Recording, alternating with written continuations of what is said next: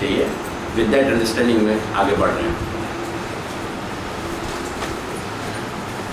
Science का view आएगा, science की चर्चा होगी, सब कुछ होगी, लेकिन मेन थ्रस्ट फिलोसॉफिकल इंक्वायरी पे है, न कि साइंटिफिक इंक्वायरी पे। So one should bear that in mind.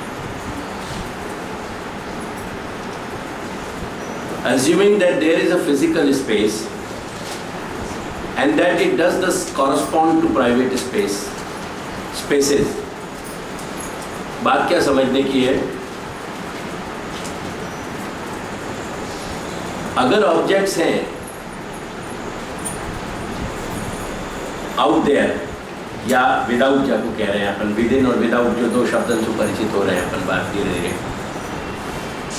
तो उन ऑब्जेक्ट्स के लिए कहीं स्पेस होना ज़रूरी है, क्योंकि वो कहाँ एग्जिस्ट कर रहे हैं, वो बैकग्राउंड के साथ ही बात चल रही है। Assuming that there is a physical space and that it does thus correspond to private spaces. देखो प्राइवेट स्पेसेस तो क्या कह रहे हैं कि पिछली बार को कॉम्प्रिहेंशन, आज ही मेरी रिपल से चर्चा गई, मुझको ये लगे कि कहीं समझने में तकलीफ हो रही है। देखो प्राइवेट स्पेसेस को मतलब क्या है?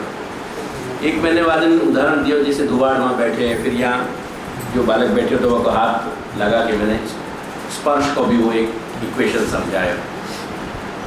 वापस तो समझनी क्या आती बात, देयर इन आई डाउट कि अपन बाबा तो समझ सके नहीं, यदि मैं फिर वहाँ को रिपीट करूँ।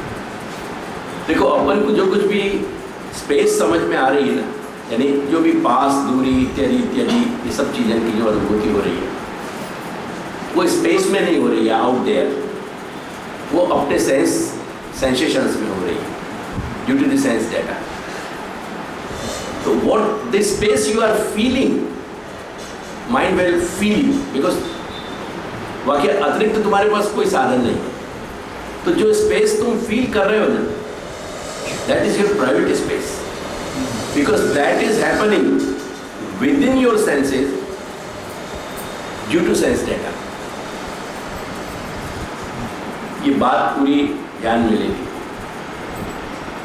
बाहर के कोई मापतोल की बात नहीं है अपने पास, कहीं कुछ भी जो कुछ समझ पा रहे हो, या स्पेस को, या अवकाश को, शून्यता को, जहाँ भी जो कुछ भी तुम समझ पा रहे हो, वो अपनी एक कंडीशनिंग है।